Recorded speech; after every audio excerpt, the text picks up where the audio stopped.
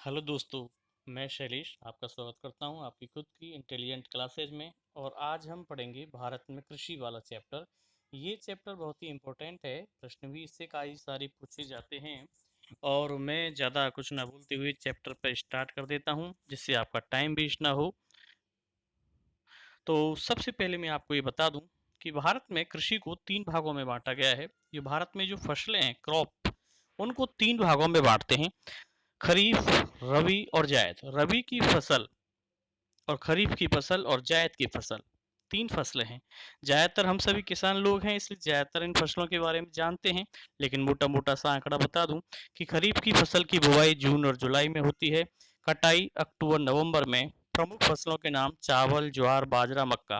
खास बात यह है कि खरीफ की फसलों में खरीफ, तीन अक्षर खरीफ के, तो ज्यादातर फसलों के नाम, ज्यादातर 101% नहीं, केवल तीन अक्षर की फसलों के नाम खरीफ में हैं। जैसे चावल में तीन अक्षर हैं, बाजरे में तीन अक्षर हैं, ज्वार में तीन अक्षर हैं।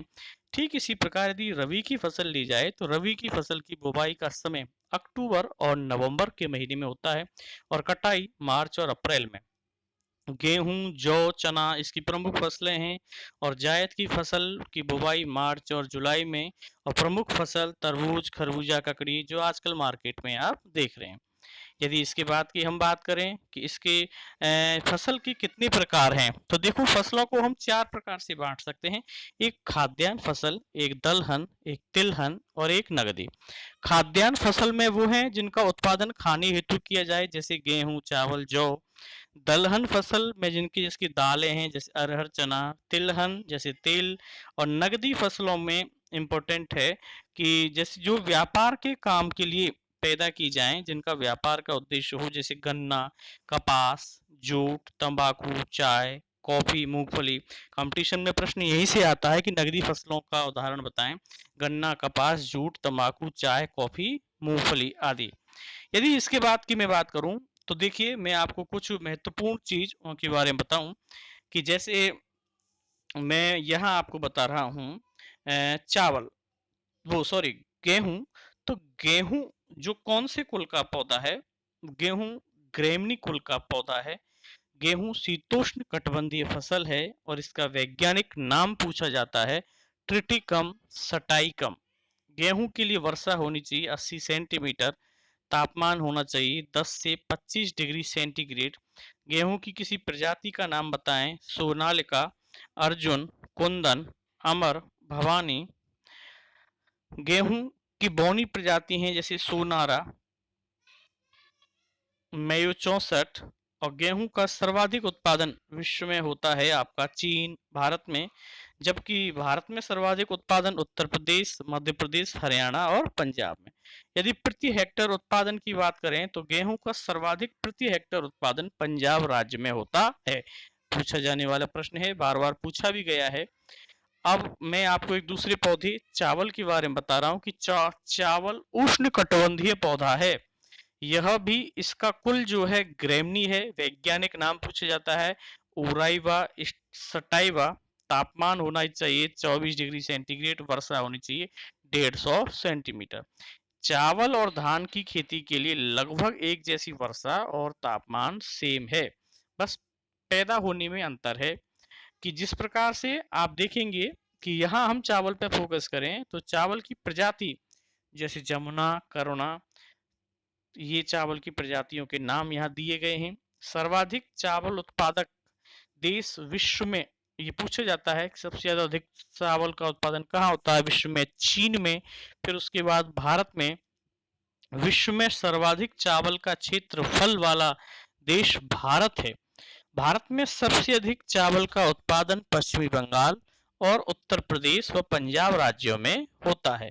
जबकि सर्वाधिक क्षेत्रफल की बात करें कि चावल का सर्वाधिक क्षेत्रफल भारत के किस राज्य में है, तो वो है आपका पश्चिमी बंगाल। और प्रति हेक्टर उत्पादकता की बात करें तो वो है आपकी पंजाब में।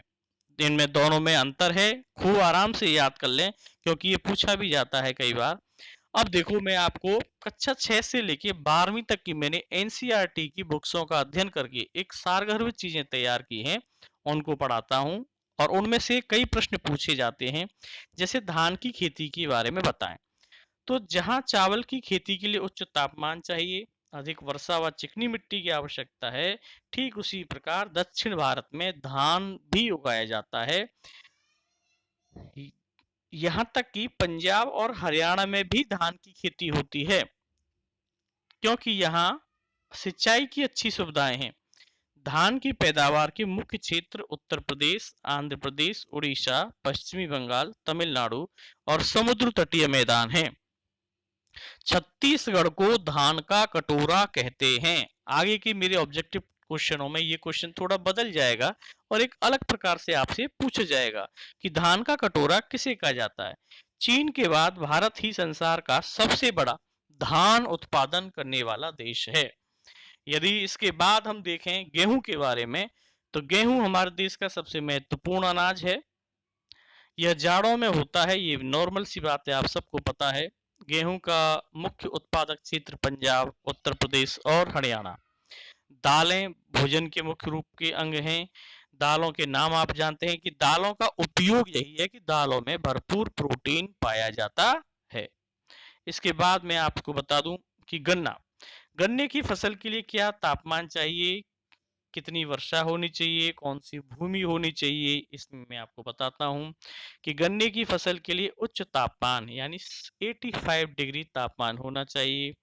अधिक वर्षा, जी हाँ, वर्षा के लिए गन्ने की जो वर्षा की जो मात्रा रखी गई है वो 150 सेंटीमीटर समथिंग वर्षा होनी चाहिए। उपजाऊ भूमि होनी चाहिए। हमारे देश में गन्ना एक मुख्य फसल के रूप में जाना जाता है।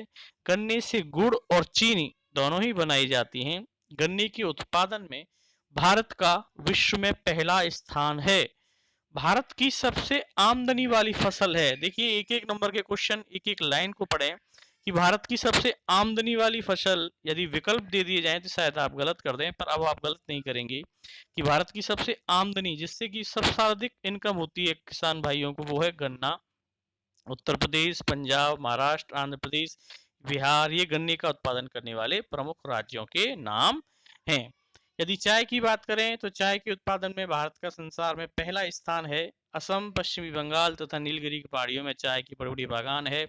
मसालों की बात करें तो प्राचीन समय में, वर्तमान में नहीं दोस्तों, केवल प्राचीन समय में भारत को मसालों की भूमि कहा जाता था। हमारे देश में कर्नाटक और केरल राज्य में इलायची, काली मिर्च और लौंग का उत्पादन बहुत बड़ी मात्रा में होता है। यदि फल और सब्जियों के बारे में बात करें तो भारत के आम पूरे विश्व में प्रसिद्ध हैं। महाराष्ट्र अपने अल्फांसो, एक आम की प्रजाति है अल्फांसो, कि महाराष्ट्र राज्य अपने अल्फांसो आम के लिए पूरे विश्व में जाना जाता है। बिहार लीची के लिए और हिमाचल प्रदेश सेब के लिए प्रसिद्ध है।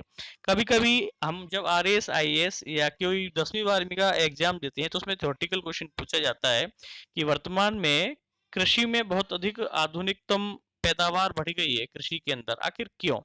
उसका सीधा सा कारण यही है कि किसानों ने आजकल खेती के लिए नए नए ढंग अपना लिए हैं।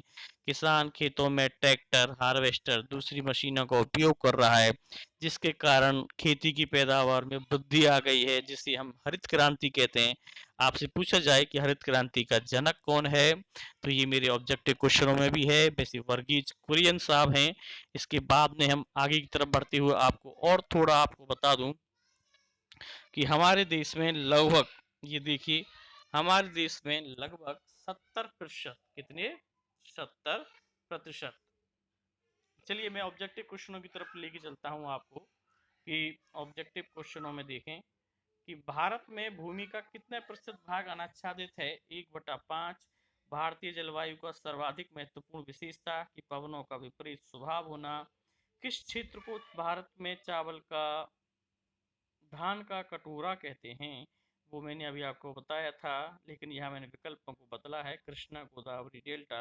हरित क्रांति का अर्थ आप जानते ही हैं। भारत में सर्वोत्तम चाय कहाँ पैदा होती है? दार्जिलिंग में। भारत में प्राकृतिक रबड़ सबसे अधिक किस उत्पादन राज्य में होता है? केरल में। भारत में सर्वाधिक गेहूं उत्पादक राज्य कौन सा है? आपका उत्तर प्रदेश।